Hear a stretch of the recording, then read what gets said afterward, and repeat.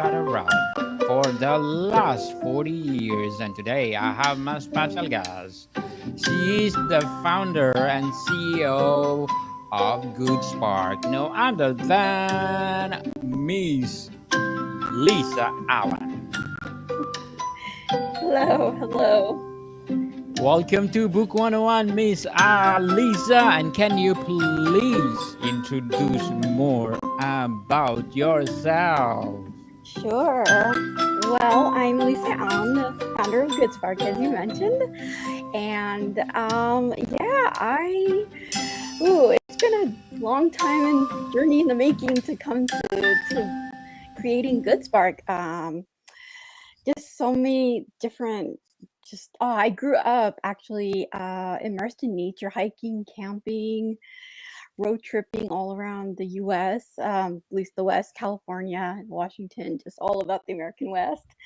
Nice. Uh, yeah, and even my mom in the 90s was all about yoga and, just kind of the more natural, holistic way of life.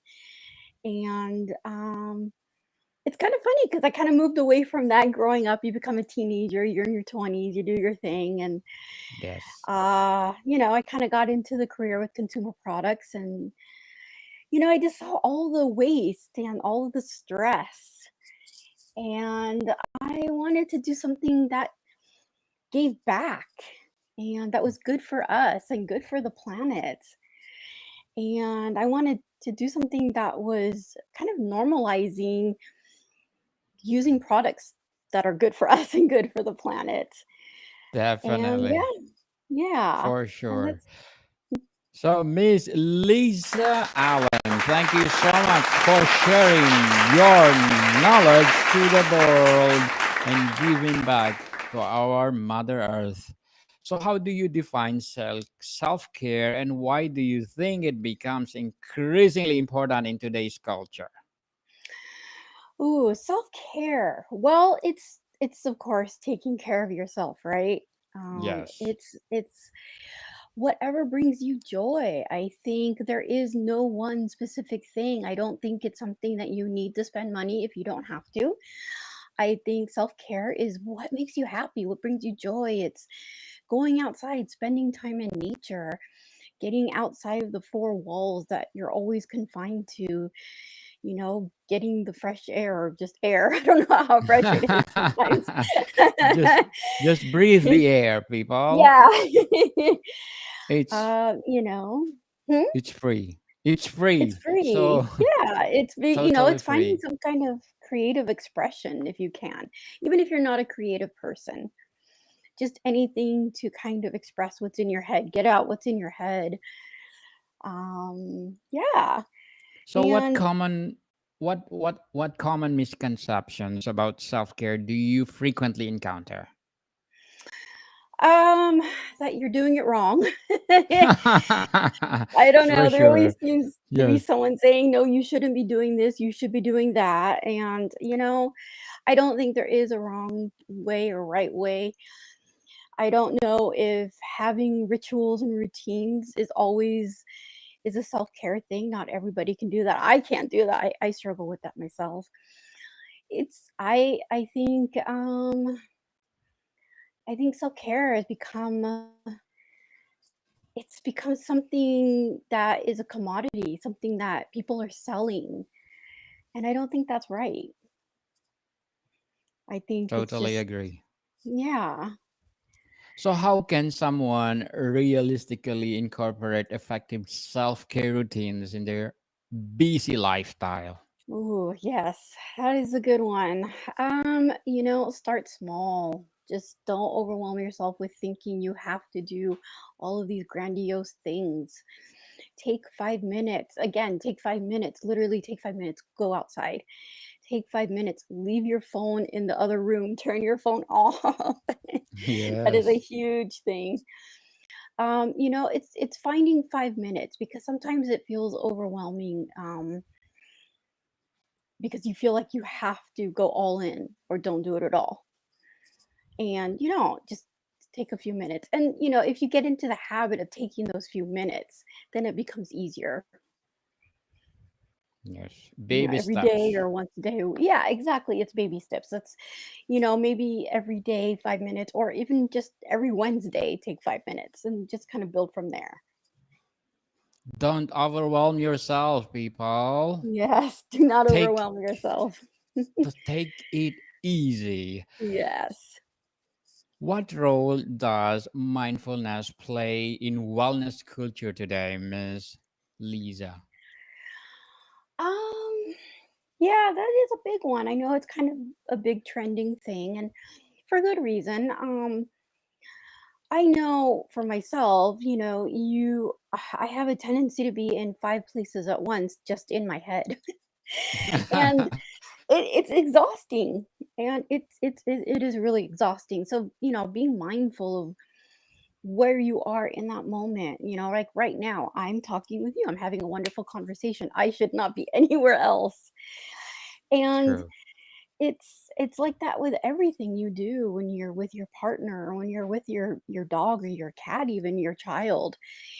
I think it's to be mindful, just to be present in the present. And it's just not exhausting. It's so exhausting to be everywhere else in five places, even in your head. Yes. Very well said, Miss Lisa. Beautifully articulated. So, what wellness trends do you see as a genuinely beneficial, and which one do you find problematic or misleading? Mm. I think, well, the ones that are problematic and misleading, I don't know if I anything that anyone's trying to sell you something, right? And yes, I realize I do have an online shop that, hey, everyone come shop from me, Yes, but yes, I indeed. realize, but I'm also selling things that I believe are everyday products. These are deodorant, toothpaste, journals, these are products you use every day or every other day. I think products that are kind of trending, I don't know if they work. I can't speak to that because I don't know. I'm kind of a little bit not sure about them, but I just feel like people are using fear to sell their products. And I think that is very problematic.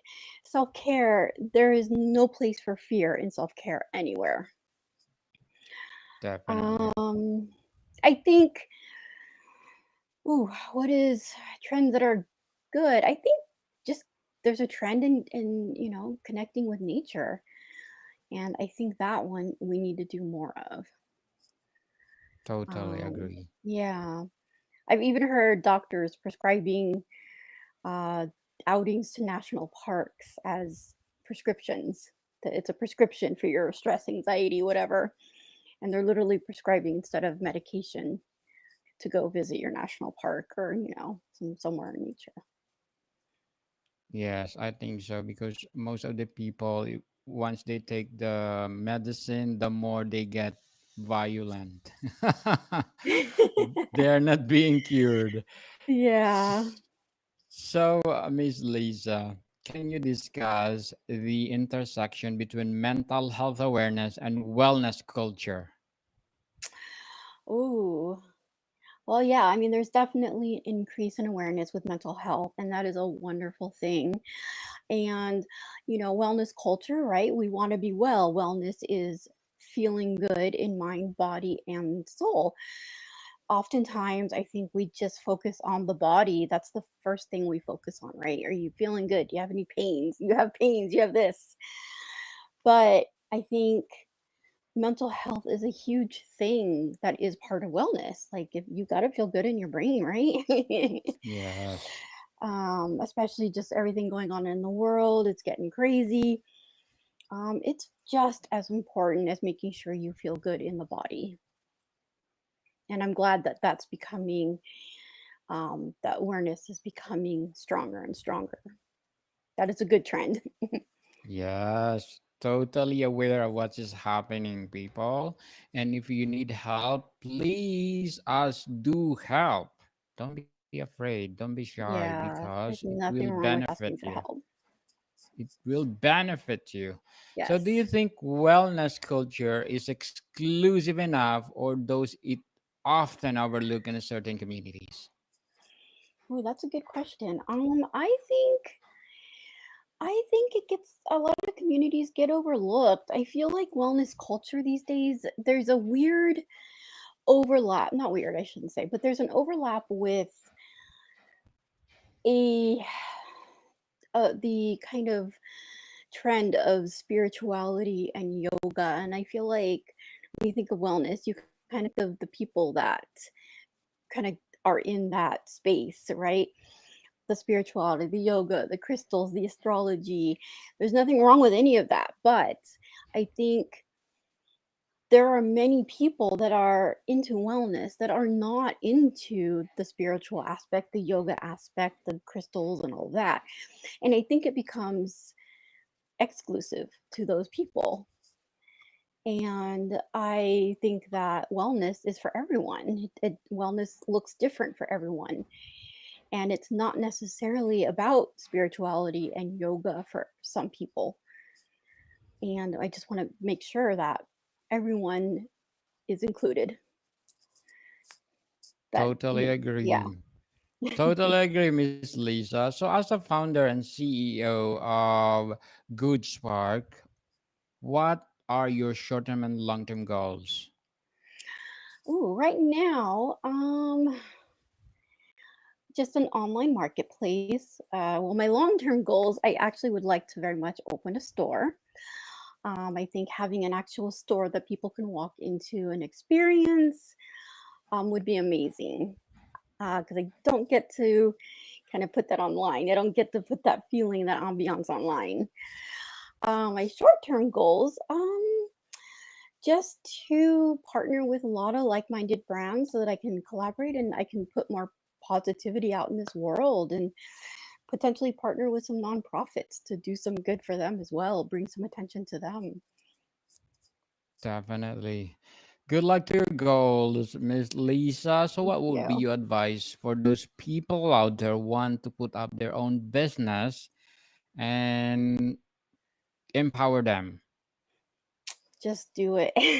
Yes. Nike said, just Just do it. start. Just start. You don't have to be an expert in anything. If you have an idea, you have a dream, just do it and you'll figure it out as you go. There are a lot of resources online to help you learn whatever it is you need to learn. Yeah, and just go for it. Do not be afraid. Don't be afraid to commit mistake and failure, people, Yes. because you will learn from it. For Yes. sure.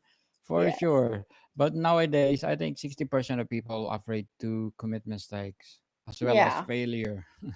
Yeah. They I don't. think it's a lot less taboo. Definitely, some of people don't find the rest to do it. So, Yeah. Miss Lisa, good luck to your goals and thank you for your advice. What is your opinion on the commercialization of wellness and self care practices? Mm, I'm not sure I like it. Why not? I think, um, again, because it's something that's become a commodity, it's something to sell. And I don't think it is. I think self wellness and self care is just something that belongs to all of us. And in it, like I mentioned earlier, just in a different, it looks different to everyone. And it doesn't have to be something you buy. It shouldn't be about consumption. There's just too much consumption in the world right now, anyway. So Yes, the fact that it's this whole idea, you're kind of making money off of somebody's discomfort, I guess, if you will. You're making money off of somebody's sadness and loneliness or whatever it is. And I don't know. I think that's a hard pill for me to swallow. so, Miss Lisa, can you share any effective techniques or strategies for reducing stress and anxiety through self care? Yeah, sure. Obviously taking time for yourself. Breathing is really truly a big one. Take a lot of good deep breaths. I enjoy reading. I love to read. And I think taking time to read and get immersed in a good book is a great self-care technique. It's kind of strange. I find that a lot of books weirdly mirror where you are in your life. You'll be reading a book and something happening in the book will kind of mirror where you are in your life or going through in your life, and it's really strange, and you don't feel alone. Um, so yeah, I think Certainly. yeah. Totally agree, Miss Lisa. So, how can workplaces better integrate wellness and self care into their company culture? Mm. I think definitely adding flexibility is a huge thing. Flexibility promotes wellness and self care because it allows people time to take care of themselves when they need to.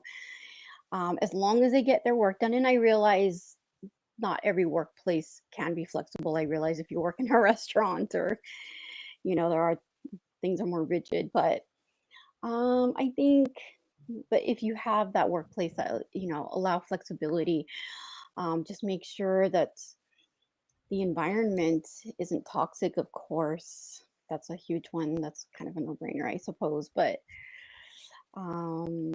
yeah, I think um, allowing people time to just breathe, take a moment to step out.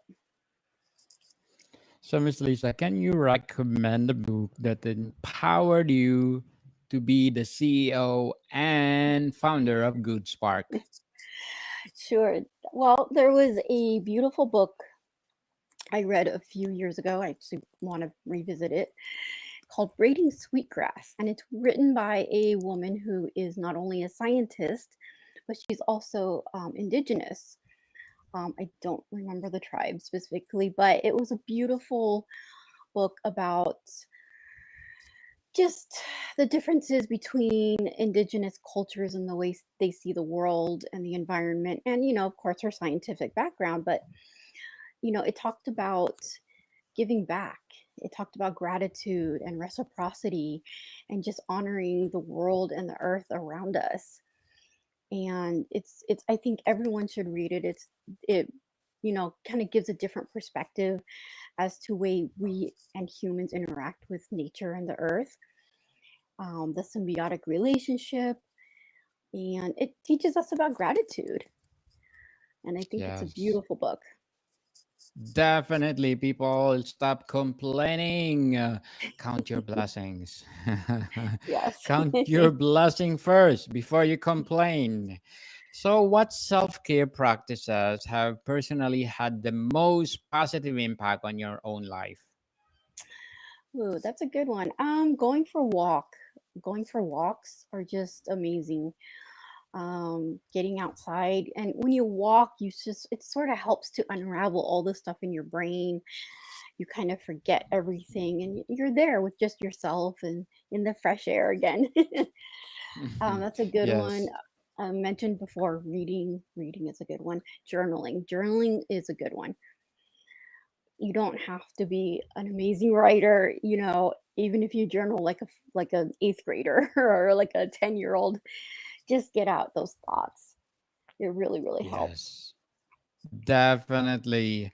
Miss Lisa, beautifully articulated. Very well said. So before we wrap up our discussion for today, I'm inviting you to please do listen to one of my audiobooks, people, audiobooks available on Audible, and my book 101 review, volume 1, highly recommended, and just showing up. Yes. Book 101 review, volume 1, highly recommended. People, book 101 reviews, volume 2 selected, and volume 3 is suggestions. These are the product of my first season of book 101 review. And of course, my self-help book, Threads of Existence, Weaving the Tapestry of Life, and stand tall, stand together, breaking chains, the bullying, and life is too short, a journey of discovery, fulfillment, and joy. Wow. available on Audible. And of course, my favorite, my climate change book, Earth Fever, Unraveling Climate and Our Race to Restore Balance. Please do listen to them. They're available and bestsellers on Audible. So, Miss Lisa, what future trends do you foresee in the evolving wellness culture, and how might they affect Mm. society as a whole? I think I see a lot of trends in wellness, which uh, it's kind of a strange thing, but maybe moving towards sustainable practices. Looking for, like I mentioned, overconsumption earlier. I think wellness trends might move to little, not consuming as much, not buying as much, just a much more awareness on sustainability, what products you're buying, how they impact the earth, how they're impacting us. I think that's definitely a huge trend that we're moving toward in the future. Miss Lisa Allen, thank you so much for sharing your knowledge and your business to the world. So, can you please invite our listeners to support Good Spark? Yes, please visit goodsparkshop.com or on Instagram at goodsparkshop. And yeah, hope to see you there. Please get a gift for your mom, pay for yourself. Yes, Yes. people, And let's support Miss Lisa Allen, because if you support her, more and more and more empowering products to come. So, Miss Lisa, thank you so much for your time. thank you. Thank you for having me on. More to come, people. See you soon.